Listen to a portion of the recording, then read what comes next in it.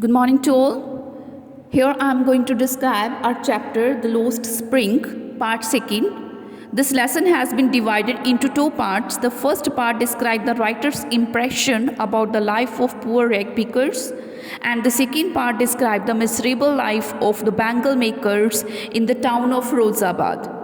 Here the writer described the pitiable condition of poor children who have to live in slums and work hard in very dirty condition.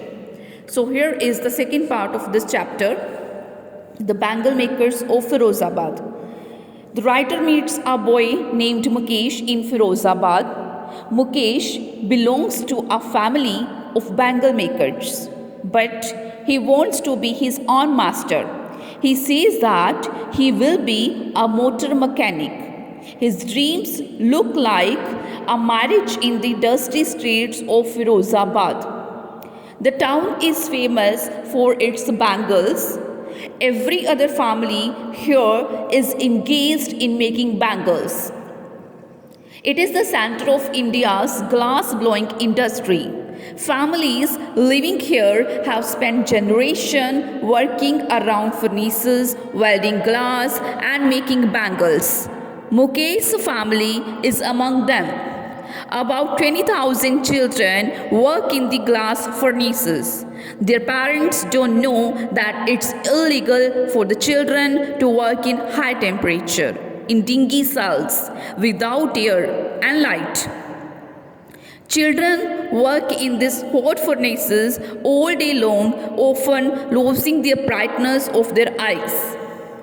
Mukesh gladly offers to take the writer to his home, which he proudly says is being rebuilt. They go through stinking lanes that are full of garbage. They go past homes that have crumbling walls, wobbly doors, and no windows. They are crowded with families of humans and animals. Mukesh stops at the door of such house. He pushes it open. It's half-built shack. In one part of it there is firewood stove. A frail young woman is cooking the evening meal for the whole family. She is the wife of Mukesh's elder brother. When Mukesh's father enters, she brings her veil closer to her face. He is a poor bangle maker. Despite long years of hard work, the old man has failed to give his house a proper shape. He has failed to send his two sons to school. All he has been able to do is teach them the art of making bangles. He himself has become blind from the dust in the polishing of bangles. In another hutment, the writer sees a young girl named Savita. She is in a drab pink dress.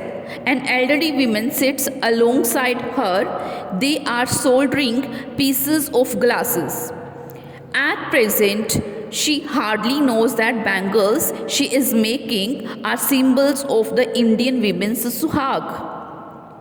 The old woman besides her became a suhagan many years ago and still has bangles on her wrist.